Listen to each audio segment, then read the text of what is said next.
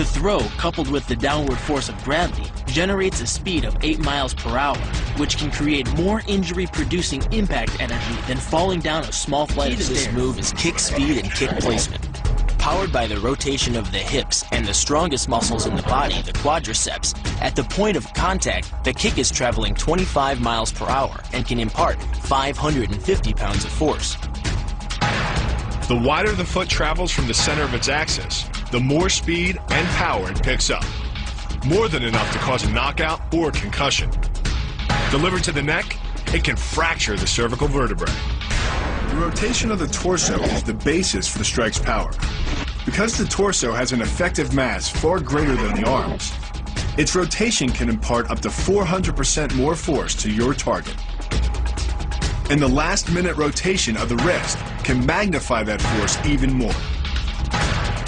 These alternating points of leverage are the basis for the move. Locking the hands high behind the shoulder blades puts you in control of your opponent's center of mass, which in turn negatively affects his conditional stability. Dropping the hands behind the lower back and driving your chin into the chest further disturbs his center of mass and makes resistance from this position nearly impossible.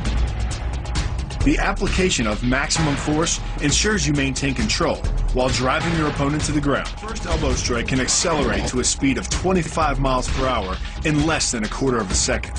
Less than a third of a second later, the initial strike is followed by another, equally devastating shot. By employing the bony tip of the elbow, these strikes deliver a double dose of injury-producing energy and can result in a broken nose, facial fractures, or a wicked cut. Your body into the air, you effectively become a human missile, hurling your entire body mass into your opponent's gut. The force created by the body's forward momentum is partially absorbed by your opponent, which can knock the wind out of him or even crack a rib. But the coup de grace is the elbow chop. Impacting with the head at nearly 15 miles per hour, a solidly landed elbow to the head's frontal bone can knock your opponent out, fracture his skull, or cause serious spinal cord damage. The move works by using your opponent's own body weight against him. The first strike can land at speeds greater than 20 miles per hour and can stun your opponent with the same injury-producing energy as dropping a bowling ball from over 11 feet onto his torso. By using his arm as a lever in conjunction with the leg sweep, you drive your opponent to the ground. Once he is on the ground, you follow up with a devastating strike to his face. The secret to the move is wrist control. By rotating your opponent's wrist to the maximum extent of its range of motion, the bones of the wrist lock against the bones of the forearm and make it impossible to bring the strong muscles of the upper arm to bear. Then, you can pull your opponent off balance and into a potent knee strike. The combined force of the knee strike and your opponent's forward momentum can be as much as 2,000 pounds, enough to dent sheet metal. The effectiveness of the Pollock Highmouth lies not in raw power, but in speed. By relying on your triceps to snap the strikes forward over the elbow, 3 blows can hit in 7/10 of a second. The final impact of the strike to your opponent's face can deliver as much as 175 watts of power, more than enough power to stun him or crush the cartilage of his nose. You then add insult to injury, firing one last shot into one of the most sensitive regions of the body, the groin.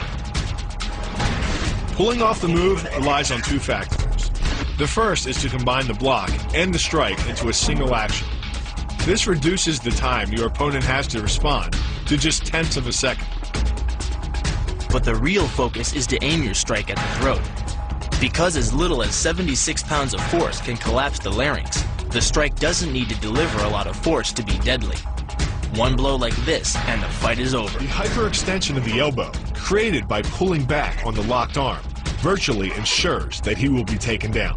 The knee strike to the wrist dislodges the knife and further loads the elbow and shoulder. The technique can easily result in damage to the elbow joint, the tendons of the rotator cuff, or even a broken arm. The key to this move is turning your opponent's lower arm into a lever. By grabbing his arm during the initial attack, you set up the lever such that direct loading to his elbow joint is achieved. Once the elbow is locked and loaded, you can pull a much heavier opponent off balance by simply lowering your center of weight. With practice, The Ninja can hit his intended target from distances as great as 45 feet. At impact, that's more powerful than a Major League Baseball This move is more about timing and precision than power. Instead of hacking through the limb, the first strike imparts an injury just a few inches below the elbow. The sword's razor-sharp blade easily slices through the soft tissue of the attacker's arm. This opens up his defense and provides the Ninja a clean opportunity to deliver the kill stroke, a powerful shot to the top of his head. The Tornado Kick is a study in controlled chaos. A quick spin confuses your opponent. Then one knee is thrust into the air, launching your entire body high enough to fire a powerful kick. The momentum generated by your body weight rotating freely, combined with a powerful hip thrust, creates a devastating blow of over 700 pounds of force upon impact. More than enough to permanently damage the hyaline cartilage that protects the larynx and spinal cord. What makes this combo so effective is the momentum behind it. Powered by the running start and the most powerful muscles in the body, the quadriceps, the initial kick lands at 15 miles per hour.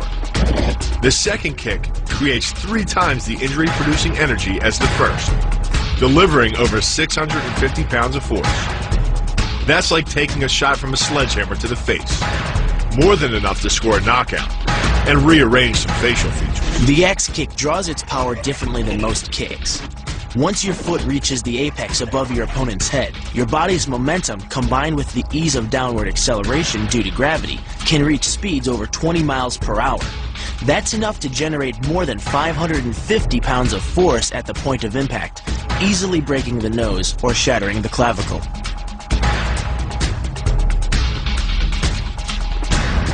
The power of this move comes from the spin.